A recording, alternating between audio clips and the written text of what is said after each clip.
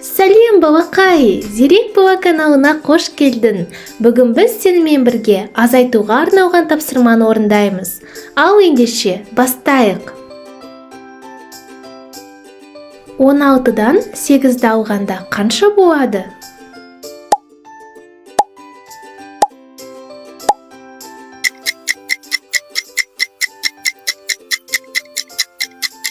Он алты мен 8-дің айырмасы 8-ге тең.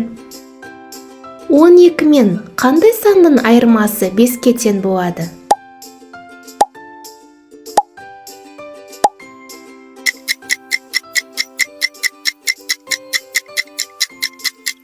Он екі мен 7-ның айырмасы 5-ге тең болады.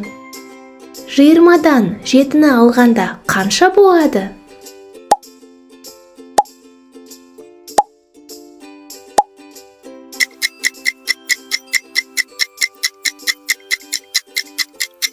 Жиырма мен 7-ның айырмасы 13-ге тең.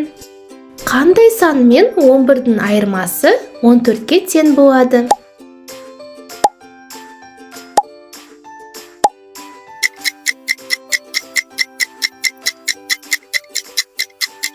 Жиырма бес пен 11-дің айырмасы 14-ге тең болады.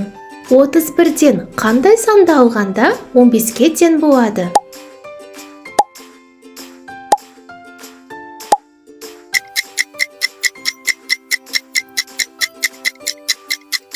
Отыз бірден 16-ны алғанда 15-ге тең болады. 38 пен 4-дің айырмасы нешеге тең?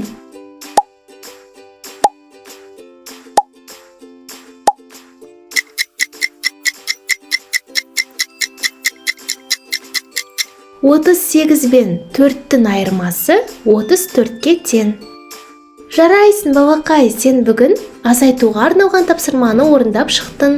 Балақай, саған менімен бірге оқыған ұнаса, каналымызға тіркел. Келесі видеода көріскенше.